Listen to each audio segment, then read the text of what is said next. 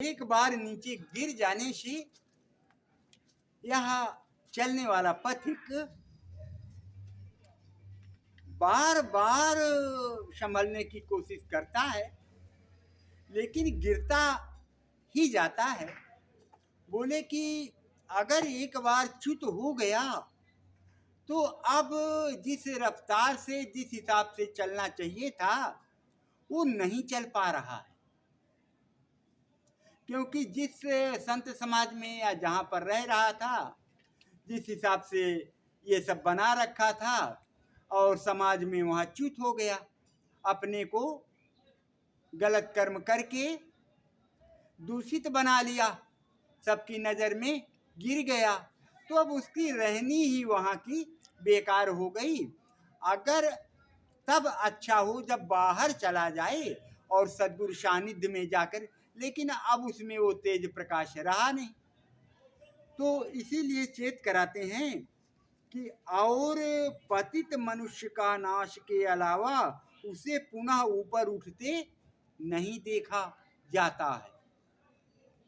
जो इस पथ में चल रहा है, पथिक के लिए है भला, संसारी के लिए नहीं है।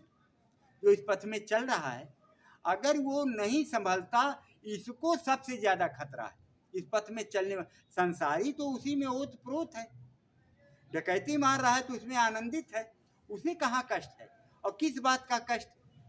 उसे तो भान ही नहीं, उसे तो अच्छा अच्छा लग रहा है, तो उसे क्यों कष्ट होगा? कष्ट तो इसको हो रहा है जो इस पथ में चल रहा था और कहीं थोड़ा सा आसक्ति विषयों में लगी और लुढ़क गया, तो इसको जितना कष्ट हुआ है, संसारी को होने का कोई सवाल नहीं उठता है। क्योंकि वो तो उसी में लिपायमान है, उसी को आनंद मान रहा है, तो वो क्यों कष्ट मानेगा? समझ में दोनों फर्क समझ में आ रहा है ना? इसलिए सद्गुरु कहते हैं कि इसलिए सर्व अनर्थ के कारण विषयों के संकल्प का त्याग कर देना चाहिए। सबका कारण, सब अनर्थों का, विषयों का ये जो मन संकल्प विकल्प करता है, विषयों में बहता है और इन विषयों में जाकर अर्थ का अनर्थ करता है, तो बोला इन विषयों के संकल्प का त्याग कर देना चाहिए। संकल्प विकल्प करता कौन? मन। तो कहते हैं मन को ही ऐसा साध लो कि ये गलत गलत संकल्प विकल्प ना कर पाए। अब कैसे साधे मन को कि ये गलत सलत संकल्प ना कर पाए? तो वो है सद्गुरु सानिध्य, वो है सत्संग। सत्य का संग जब तक अपने जीवन में इसका सदुपयोग नहीं करेंगे, सत्संग का, तब तक वो रहनी और वो ऊपर से कहने वाला मन को बांध लें, रोक लें, ये ऊपर ऊपर रह जाएगा। सद्गुरु सानिध्य, सद्गुरु के द्वारा मिले हुए संदेशे पर तटस्थता से चलना, सुनना कन भर, मनन करना मन भर, निधिध्यासन करना टन भर। जब इस रीति से चलेंगी तो मन जबरदस्ती नहीं कर पाएगा और वो जबरदस्ती हमें विषयों में नहीं लपेटेगा। इसलिए सजगता से हम बना लें कि ये हमारा मन विषयों में, बाह्य विषयों में ओत प्रोत ना हो।